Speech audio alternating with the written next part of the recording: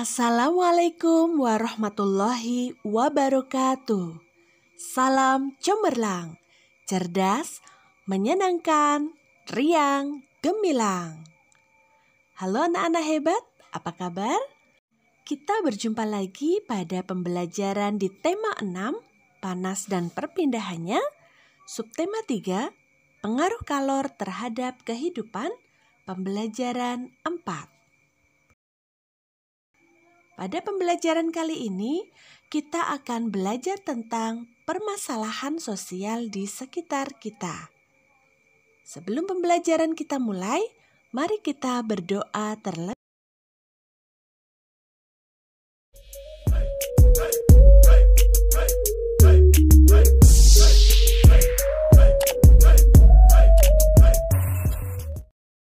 Anak hebat, perhatikan gambar berikut.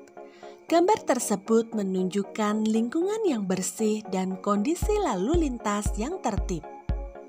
Hal tersebut dapat terjadi ketika masyarakat bertanggung jawab menjaga kebersihan lingkungan dan menaati rambu-rambu lalu lintas. Sebaliknya, jika warga masyarakat tidak memiliki rasa tanggung jawab dalam menjaga kebersihan lingkungan dan tidak menaati rambu-rambu lalu lintas, dapat menyebabkan munculnya permasalahan sosial. Permasalahan sosial di sekitar kita. Setiap warga negara mempunyai tanggung jawab yang harus dilaksanakan sesuai perannya di dalam masyarakat.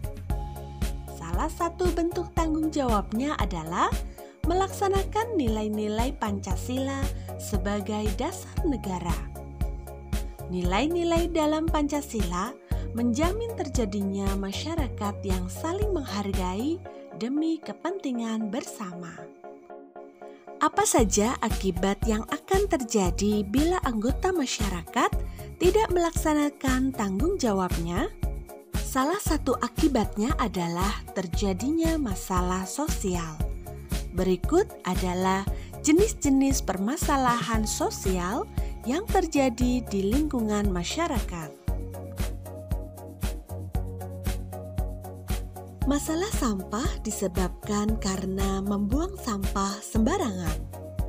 Misalnya, siswa membuang bungkus permen dan makanan di ruang kelas, di halaman sekolah, atau di selokan dekat parit sekolah. Warga masyarakat membuang sampah dapur di parit, di saluran air, atau di sungai. Sampah pasar, sampah toko, dan sampah kantor banyak berserakan sampai ke jalan raya karena tak tertampung di bak sampah. Hal ini terjadi karena banyak orang tidak bertanggung jawab menjaga lingkungan mereka. Sampah yang bertebaran di sekolah mengurangi keindahan sekolah karena tidak sedap dipandang dan mengganggu kegiatan belajar mengajar. Hal ini mengurangi kenyamanan para siswa yang belajar di sekolah. Sampah yang berserakan di jalan raya mengakibatkan jalan tampak sempit. Jalan menjadi kotor dan licin. Arus lalu lintas kendaraan menjadi tidak lancar dan membahayakan para pengguna jalan. Untuk mengatasi masalah sampah dapat dilakukan dengan membiasakan dan menganjurkan membuang sampah pada tempatnya. Juga dapat dilakukan program daur ulang limbah. Kali atau sungai yang kotor. Kali atau sungai kadang-kadang dijadikan tempat pembuangan sampah bagi warga masyarakat maupun limbah dari pabrik. Hal ini dapat membuat sungai menjadi kotor dan daya tampungnya berkurang. Akibatnya, pada musim penghujan, air kali meluap dan menyebabkan banjir. Untuk mengatasi masalah sungai yang kotor, diperlukan sosialisasi tentang prokasi atau program kali bersih dan tidak membangun rumah di sekitar daerah aliran sungai. Bangunan liar. Pada umumnya, bangunan liar berupa bangunan sementara yang didirikan di tempat yang tidak seharusnya. Hal ini akan menyebabkan masalah kesehatan dan kebersihan lingkungan yang menimbulkan ketidaknyamanan masyarakat. Untuk mengatasinya, perlu penertiban pembangunan, mengatasi masalah kemiskinan, dan membangun rumah bagi warga miskin. Kemacetan lalu lintas. Salah satu penyebab kemacetan lalu lintas antara lain banyak pengguna jalan yang tidak melakukan kewajibannya untuk menaati aturan lalu lintas. Untuk mengatasinya, dengan sosialisasi tertib berkendara, penegakan peraturan lalu lintas, dan dengan menambah ruas jalan baru. Anak-anak hebat, penjelasan tadi merupakan penjelasan tentang jenis-jenis permasalahan sosial yang ada di lingkungan masyarakat. Anak hebat, pernahkah kalian pergi ke kota Medan? Jika pernah, pastinya kalian mengenal bolu meranti. Bolu meranti merupakan salah satu oleh-oleh khas Medan. Ada yang bilang, kalau pulang dari Medan tanpa membawa bolu meranti, berarti ia tidak benar-benar pergi ke Medan. Ya, siapa yang tidak tahu bolu meranti? Tetapi ternyata, bolu ini menjadi oleh-oleh khas Medan mulai tahun 2000-an. Sebelum itu, orang tidak tahu apa-apa tentang oleh-oleh tersebut.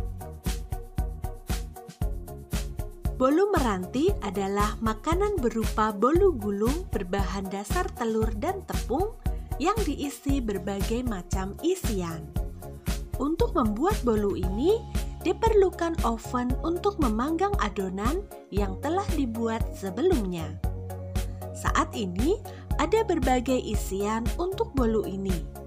Ada isian keju, coklat, mocha, stroberi, dan kacang.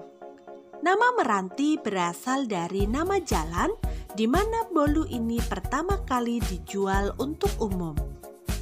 Bolu ini memiliki rasa yang khas, lembut, dan cukup tahan lama meskipun tidak menggunakan bahan pengawet. Siapakah orang di belakang bolu terkenal ini?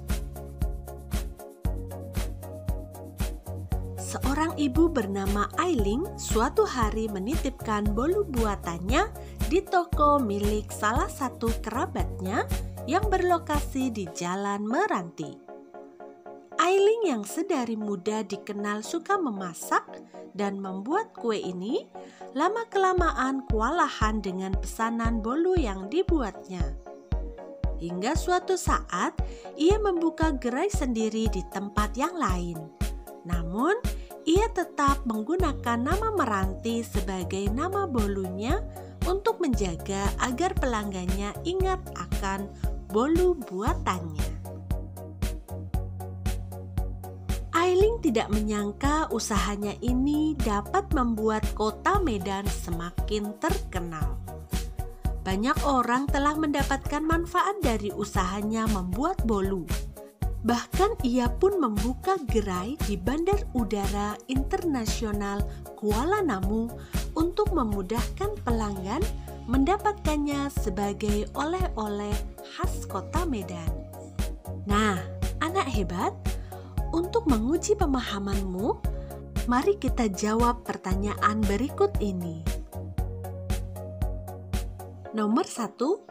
Bagaimana kue bolu meranti menjadi oleh-oleh khas kota Medan? Bolu meranti ini menjadi oleh-oleh khas kota Medan karena memiliki rasa yang khas, lembut, dan cukup tahan lama meskipun tidak menggunakan bahan pengawet. 2. Apa saja usaha yang dilakukan pemiliknya sehingga membuat bolu ini terkenal? Ailing sebagai pemilik usaha membuka sendiri gerai di tempat lain. Bahkan, Ia pun membuka gerai di Bandar Udara Internasional Kuala Lanmu untuk memudahkan pelanggan mendapatkannya sebagai oleh-oleh khas Kota Medan. 3. Bagaimana pengaruh keberadaan Bolu Meranti terhadap pembangunan ekonomi masyarakat Kota Medan? Usaha Bolu Meranti membuka peluang usaha bagi masyarakat Kota Medan. 4. Bagaimana pengaruh keberadaan Bolu Meranti terhadap pembangunan sosial budaya masyarakat Kota Medan?